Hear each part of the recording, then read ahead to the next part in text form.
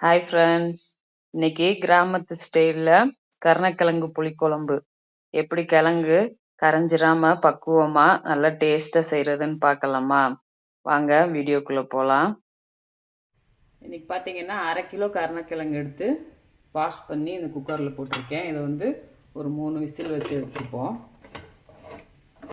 பாருங்கள், 3 விசில் வச்சுட்டோம். பாருங்கள், இந்த அளவுக்கு வெந்திருக்கணும். நம்ம கத்தி உள்ளே விட்டோன்னா அப்படி சைன் போகணும். அது நல்லா வெந்திருக்குன்னு அர்த்தம். இந்த அளவுக்கு வெந்தால் போதும். இதையும் நம்ம தோலை உரித்து எடுத்து வச்சுக்குவோம். குழம்புக்கு பார்த்திங்கன்னா மசாலா அரைக்கிறதுக்கு ஒரு கைப்பிடி சின்ன வெங்காயம் சேர்த்துருக்கேன். இது ஆயில் ஊற்றி நல்லா வணக்கிக்குவோம். பாருங்கள், வெங்காயம் நல்லா வணங்கிடுச்சு. இதில் ஒரே ஒரு குட்டி தக்காளி கட் பண்ணி வச்சுருக்கேன். அதையும் இது கூடவே சேர்த்து இதையும் நல்லா வணக்கி எடுத்துப்போம். பாருங்கள், வெங்காயம் தக்காளி நல்லா வணக்கியாச்சு. இதை ஆற வச்சுட்டு இதோ இங்கே வந்துட்டு சின்ன தேங்காயில் 1/2 மூடி தேங்காய் கீறி வச்சுருக்கிறேன். அதையும் அது கூடவே இதை சேர்த்து நல்லா நைஸாக அரைச்சிக்குவோம். இப்போ குழம்பு செய்கிறதுக்கு மண் சட்டியை ஸ்டவ்வில் வச்சுருக்கிறேன். இப்போ கரைச்சி வச்ச புளியை இதில் சேர்த்திக்குவோம்.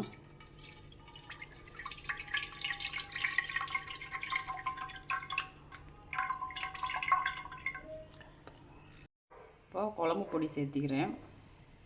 ஒரு 4 ஸ்பூன் சேர்த்திக்கிறேன். நீங்கள் உங்கள் காரத்துக்கு ஏற்றாப்புல சேர்த்திக்கோங்க. இப்போ தேவையான அளவு உப்பு போட்டு நல்லா மிக்ஸ் பண்ணிக்குவோம். இப்போ இதை நல்லா மிக்ஸ் பண்ணியாச்சு. இப்போ அது கூடவே நம்ம அரைச்சி வச்ச தேங்காய், வெங்காயம், தக்காளி அந்த பேஸ்ட்டு இது கூட சேர்த்துக்குவோம். சேர்த்து இது எல்லாத்தையும் நல்லா மிக்ஸ் பண்ணி கொஞ்சமாக தண்ணி ஊற்றி கலக்கி விட்டுக்குவோம். பாருங்கள், நம்ம எல்லாத்தையும் போட்டு தண்ணிக்கு தேவையான அளவு ஊற்றி நல்லா மிக்ஸ் பண்ணிட்டோம். இப்போ இதை வந்து மூடி போட்டு ஒரு 10 நிமிஷம் நல்லா குழம்பு நல்லா கொதிக்கட்டும். இப்போ பாருங்கள், 10 மினிட்ஸ் ஆயிடுச்சு. நல்லா நம்ம குழம்பு நல்லா கொதிச்சு வெந்துருச்சு பாருங்கள். இப்போ இந்த ஸ்டேஜில் நம்ம வந்துட்டு கிழங்க பார்த்திங்கன்னா இந்த மாதிரி இவ்வளோ இந்த சைஸில் கட் பண்ணி வச்சுருக்கேன். இதுக்கும் சின்னதாக கட் பண்ணிங்கன்னா குழம்புல கரைஞ்சிரும் கிழங்கு. இந்த ஸ்டேஜில் தான் நம்ம கிழங்க சேர்த்தணும். முன்னவே சேர்த்துனாலும் கிழங்கு எல்லாமே கரைஞ்சி போயிடும். இப்போ இதை சேர்த்து இது வந்துட்டு ஒரு 7 to 8 மினிட்ஸ் மட்டும் நம்ம காய வச்சா போதும். இப்போ பாருங்கள், நம்ம குழம்பு நல்லா சூப்பராக ரெடி ஆயிடுச்சு. பாருங்கள், கிழங்கு எல்லாமே நல்லா உடையாமல் நல்லா ரெடி ஆயிடுச்சு பாருங்கள். இப்போ இதை நம்ம தாளிச்சுக்குவோம். இப்போ தாளிக்கிறதுக்கு வடச்சட்டி வச்சுட்டு இன்றைக்கி நல்லெண்ணெய் சேர்த்திக்கிறேன். நான் இந்த மாதிரி புளிக்குழம்புலாம் பார்த்திங்கன்னா நல்லெண்ணெயில் தாளிச்சிங்கன்னா இன்னும் குழம்போட டேஸ்ட்டு ரொம்ப நல்லாயிருக்கும். இப்போ 1/2 ஸ்பூன் கடுகு.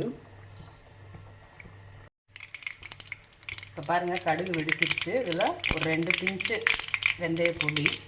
வெந்தயம்னா நீங்கள் ஒரு 2-3 வெந்தயம் சேர்த்திக்கோங்க. அது கூட ஒரு 4 சின்ன வெங்காயம் நறுக்கி வச்சுருக்கேன். அதையும் சேர்த்து கருவேப்பிலையும் சேர்த்துப்போம். பாருங்கள், வெங்காயம் நல்லா வணங்கிடுச்சு. இப்போ நம்ம இதை குழம்புல சேர்த்திடுவோம். அவ்வளோதான், நம்மளோட கருணக்கிழங்கு புளிக்குழம்பு சூப்பராக ரெடி ஆயிடுச்சு. இதே மாதிரி நீங்களும் செஞ்சு பாருங்கள். டேஸ்ட் எப்படி இருக்குன்னு மறக்காமல் கமெண்ட்டில் சொல்லுங்கள். வீடியோ பிடிச்சிருந்தா லைக் பண்ணுங்கள், ஷேர் பண்ணுங்கள். முக்கியமாக நம்ம சேனலை ஃபாலோ பண்ணுங்கள் ஃப்ரெண்ட்ஸ். நெக்ஸ்ட் வீடியோவில் பார்ப்போம். பாய்.